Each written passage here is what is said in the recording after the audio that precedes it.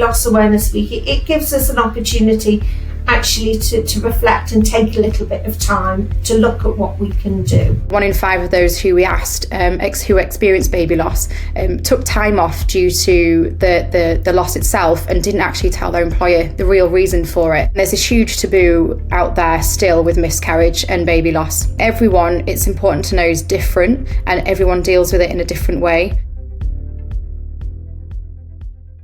Hello and welcome to this podcast. I'm Kathy Abernethy, and today I'm talking to 2 of my peppy colleagues, Suzanne Adams and Genevieve West, about the sensitive topic of baby loss. October sees Baby Loss Awareness Week, and although it's a very personal issue, it will undoubtedly affect those at work, both personally and when supporting colleagues. The term baby loss, just to discuss that, covers the loss of a baby, whether through miscarriage, stillbirth, neonatal death or termination for medical reasons.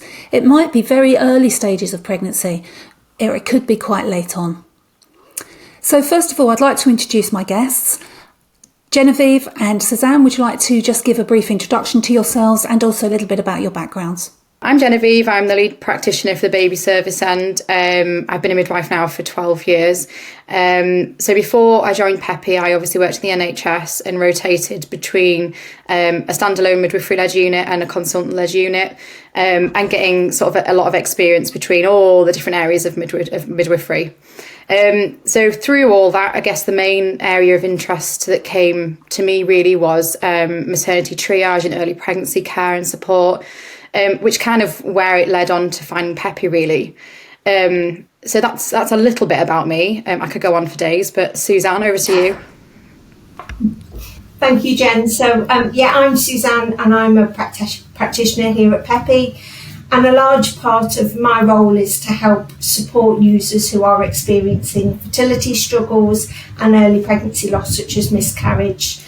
Before coming to Peppy, I was a fertility midwife for several years, and before that a hospital midwife, and I have a real personal empathy with our users, as before having my own children, as many people have, I've also experienced miscarriages. Thank you, and I think it's interesting because for me personally, this is obviously not something that I'm addressing in my day-to-day work as a menopause specialist. But actually, I've also had personal experience of baby loss through a miscarriage. And I was quite surprised at how much those memories came back to me when we were talking and preparing about this. And we're talking about 30 years ago for me. So, this is a really quite personal issue, but one which is really important. We're going to move on to the section when we think about myths. We're going to bust some myths in this segment. So I'm going to ask each of you to answer some myths and give us some reality, put some truths behind these stories. So Jen, to you first. A common misconception is that baby loss only affects mums. Can you shed some light on this? Yeah, absolutely. So I think it's important to point out that 1 in 4 pregnancies end in miscarriage, and 1 in 250 pregnancies end in a stillbirth. So that's after 24 completed weeks of pregnancy.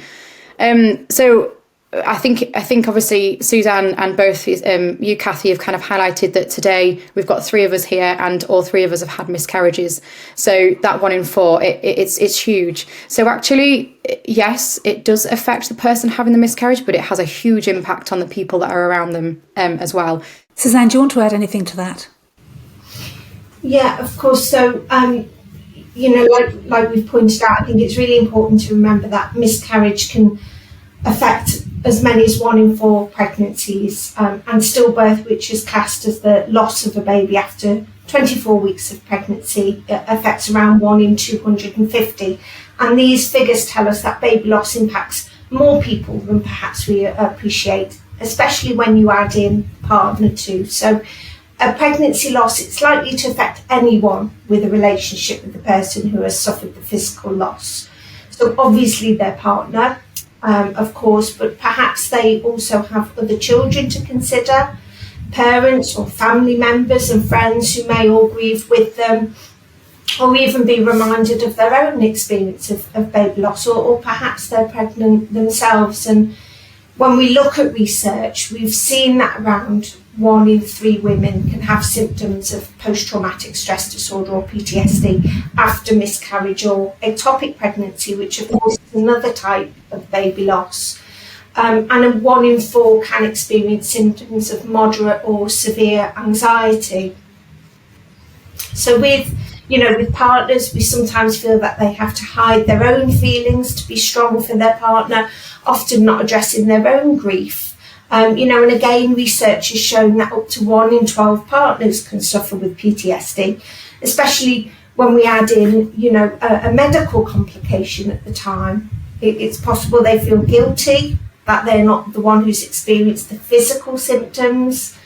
They may feel lonely or isolated because they're not receiving the same level of support, or possibly even some relief if their partner is being unwell or suffering. And, of course, that feeling of hopelessness, if there's nothing practical they feel they can do to help. And I think particularly partners often get forgotten about in the workplace, for example. They're expected to concentrate and have full concentration in work when in fact they may be feeling a whole range of emotions.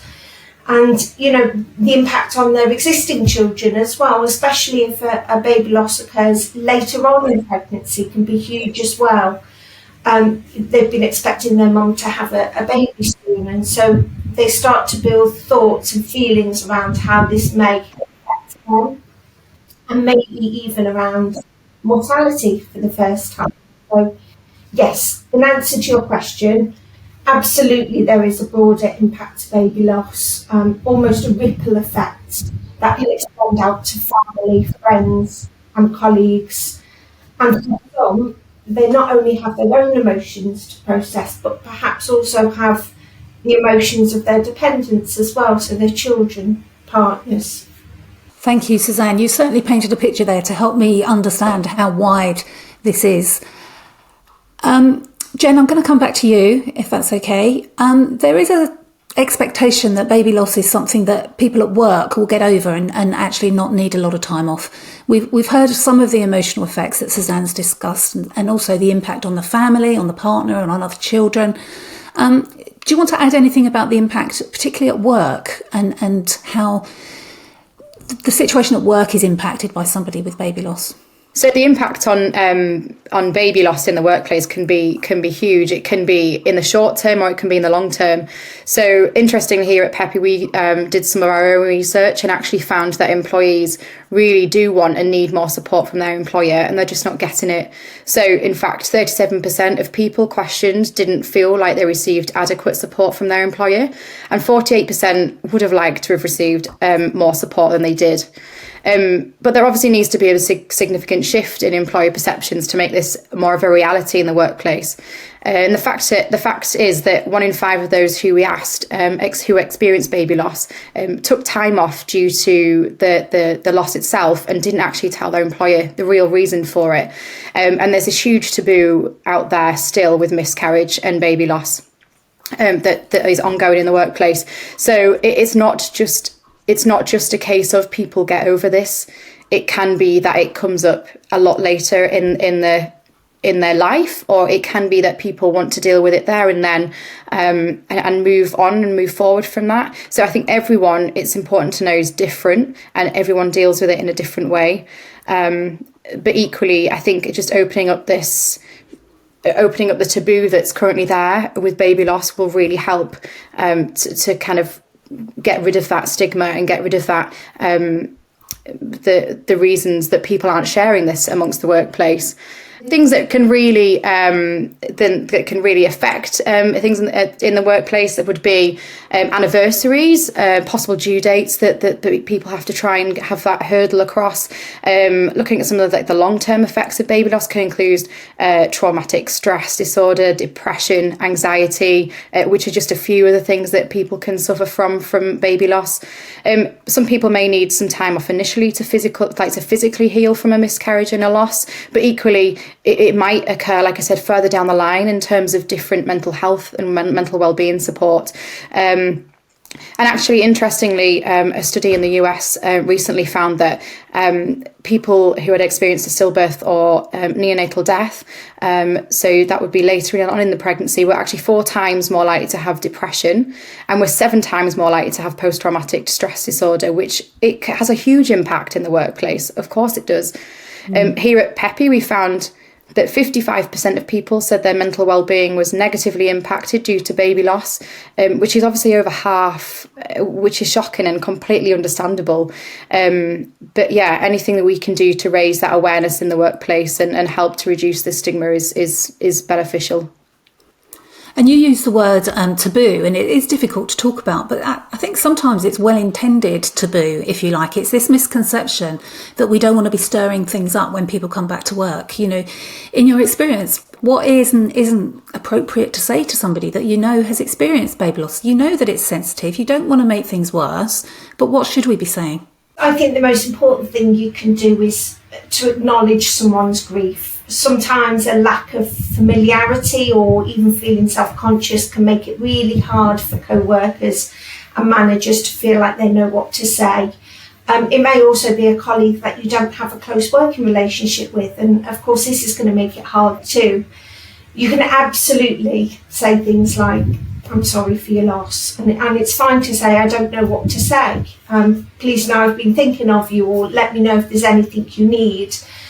And be sensitive about what you share as well. You know, if you're about to announce that you're expecting, maybe think about privately sharing with your colleague who's been affected by loss first. And, you know, as a colleague or a manager, if you've experienced loss yourself, try not to assume that their experience will be the same as your experience. You know, I think workplaces can be really, really proactive in offering training opportunities, awareness campaigns. It doesn't have to just focus solely on baby loss. It could include things like handling a difficult situation or supporting colleagues through any kind of bereavement.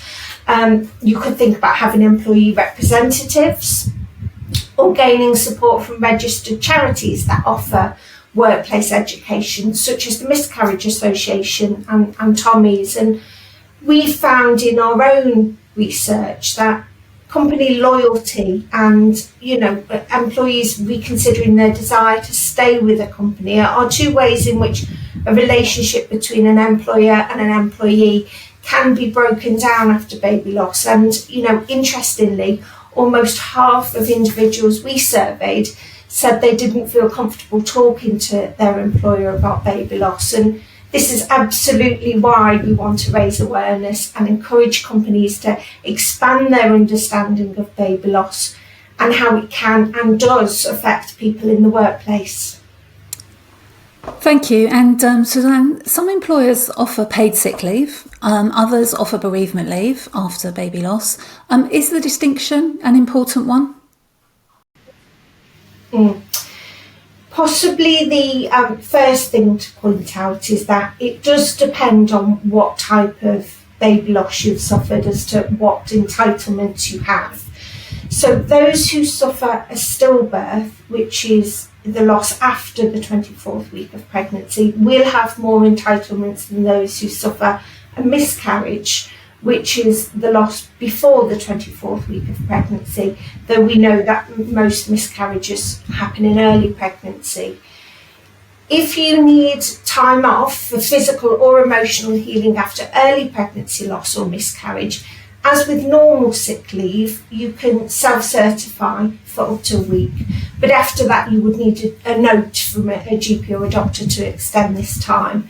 And the difference between pregnancy-related sick leave and normal sick leave is that pregnancy-related sick leave is protected in terms of using it as an assessment tool for things like redundancy or promotion. And this is because the law states we can't discriminate against somebody because of pregnancy or pregnancy-related absence.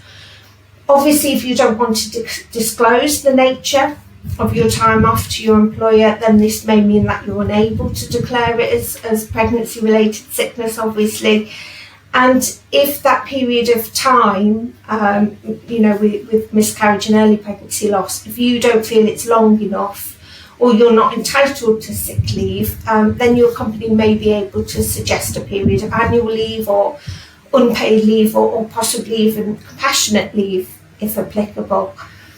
Like I mentioned at the beginning, if there are more employee rights if you suffer a loss later on in pregnancy, such as a stillbirth, then which you would be entitled to, still entitled to full maternity leave, parental leave if you're the dad or partner, as well as parental bereavement leave, which is 2 weeks leave within 56 weeks after a child's death or a stillbirth, sick leave, of course, and or time off for dependents. So absolutely talk to your employer about what you're eligible for, check your contract of employment, or speak to your HR team. And, you know, when we look at statistics from Tommy's pregnancy charity, what we can see is that 67% of people in the workplace feel that their manager did want to support them during miscarriage,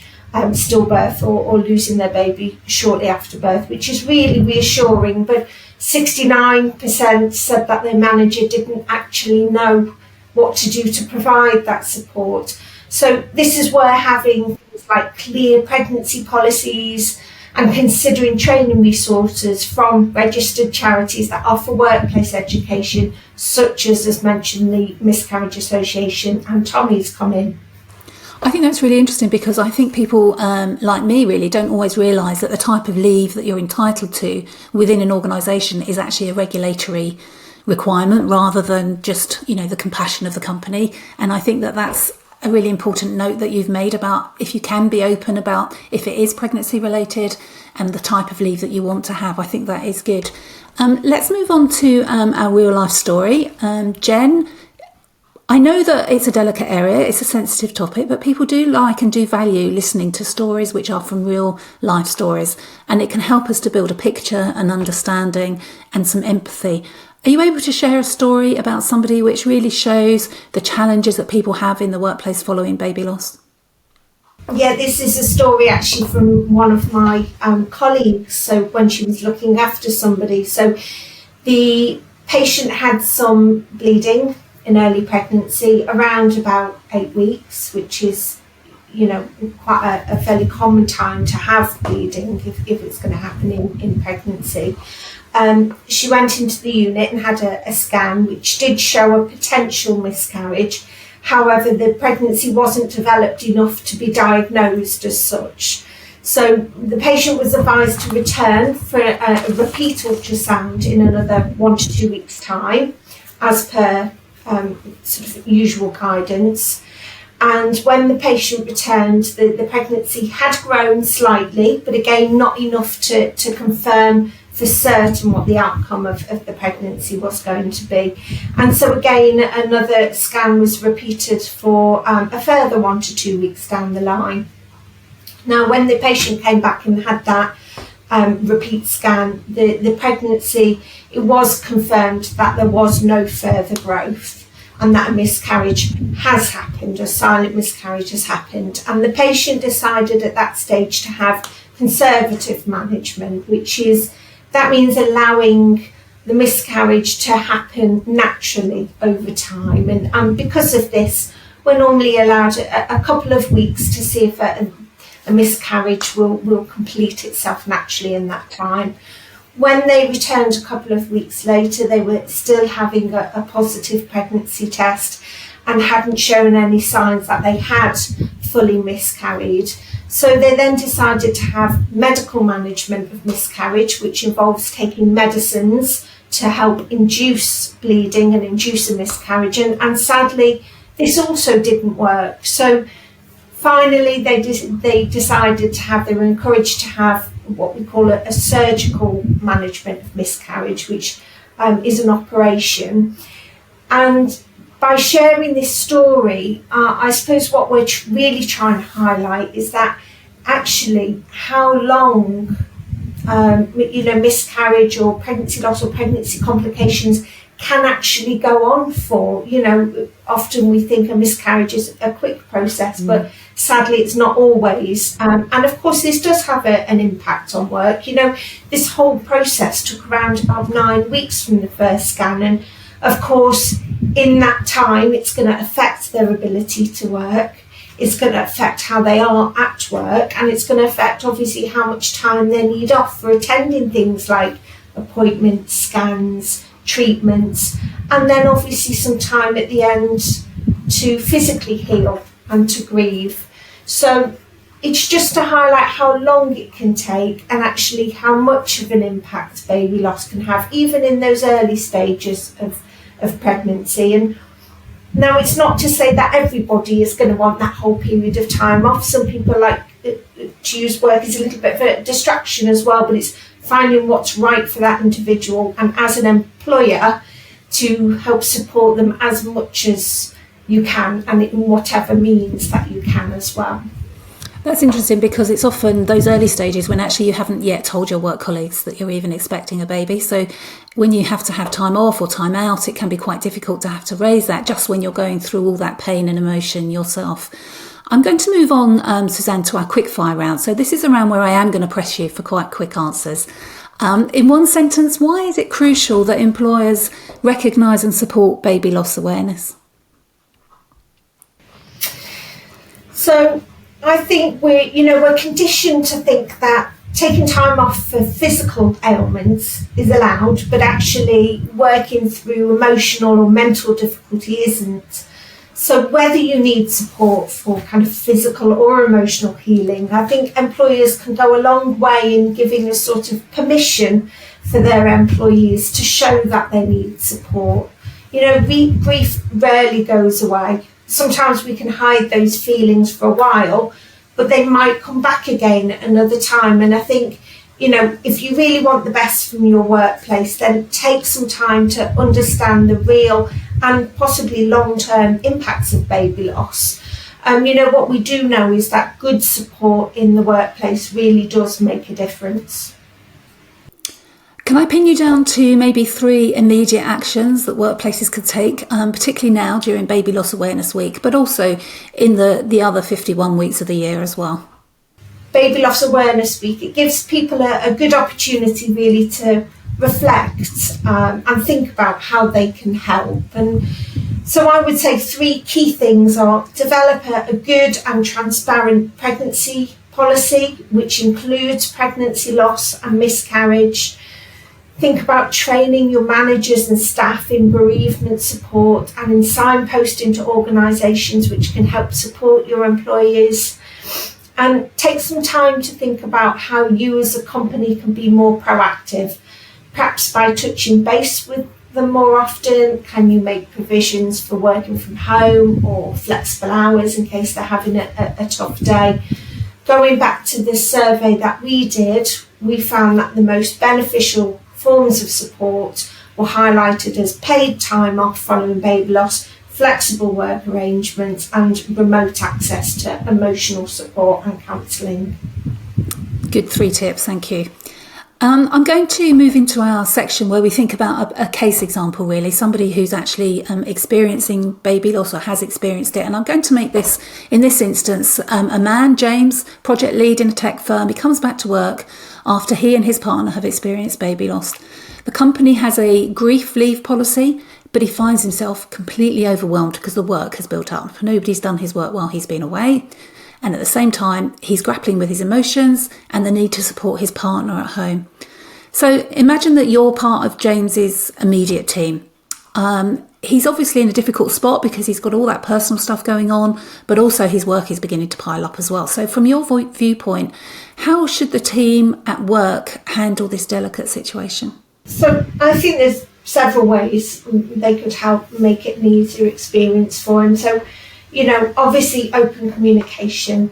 Ask what you can do to help. Can we move deadlines, or can we offer him help with his workload, or delegate some of it to a colleague? Obviously respect his confidentiality.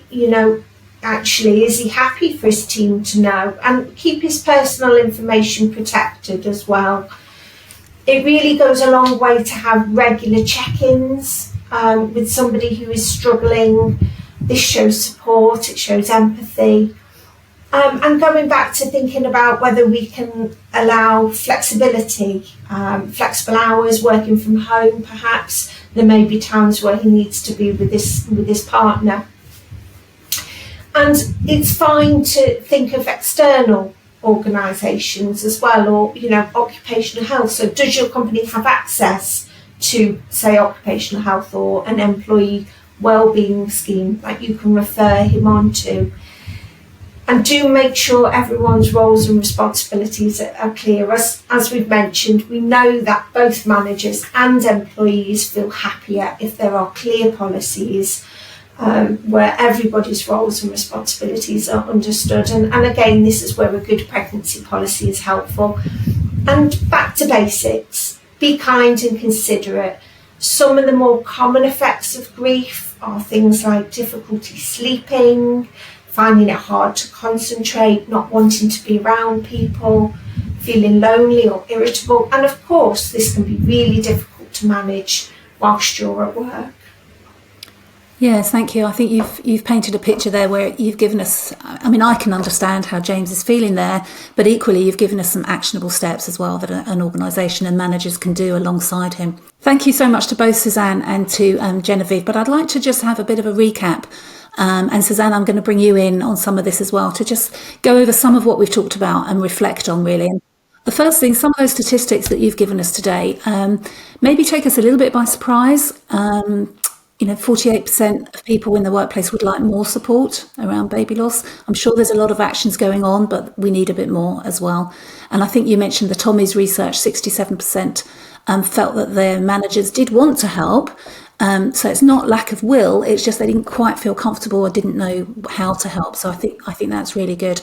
The baby loss grief is sometimes very silent, and you've highlighted some of the things that we may not think of all the time related to a baby loss, or at whatever stage that is in the pregnancy.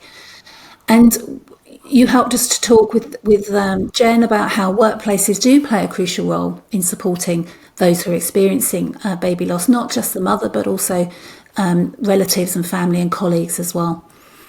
And the absolute importance of conversation. And yes, it is a private issue, but from a workplace point of view, if you don't know the situation, it's very difficult to offer complete help. So just one last thing that I'm going to ask you and put you on the spot, Suzanne, is that when pregnancy loss is at a time when you haven't told your colleagues, how do you then begin that conversation that actually, A, you were pregnant, and B, you've suffered a baby loss? Again, it goes back really to saying that we're all individuals and there's no one way to behave or how you should feel about baby loss. And of course, this is your personal information. You don't have to share with anybody if you've suffered a miscarriage or a pregnancy loss. You may find it easier and you may find it helps you, obviously from a point of view of employee rights. If your company know what's happened, then you're likely to find it easier to gain access to what your entitlements are. But also, we've mentioned this before, actually, pregnancy loss, particularly early pregnancy loss, is actually fairly common. It happens to a lot of us, and you'd be surprised at how understanding friends and colleagues can be, and actually other people may have experienced what you've been through or a similar event to what you've been through, and you may be able to take some comfort from them. So do what is right for you. If you feel happy to, tell your employer if you feel it would help you. And perhaps even if you wanted to maybe just rely on a single colleague or a close colleague, someone who could look out for you and keep an eye on you. Good tips. Thank you very much, Suzanne, and thank you to Genevieve as well. And thank you to everybody for joining us today on Pep Talks, Health Matters at Work. If, like me, you love talking about all things health and work related, then hit the subscribe button, leave a review, and please spread the word. Your feedback drives our content, and if there's a burning issue that you'd like us to talk about, then please let us know. Next week, I'll be back discussing World Menopause Day with a personal story from a Peppy user, Natalie. Until then, let's continue making health matter at work.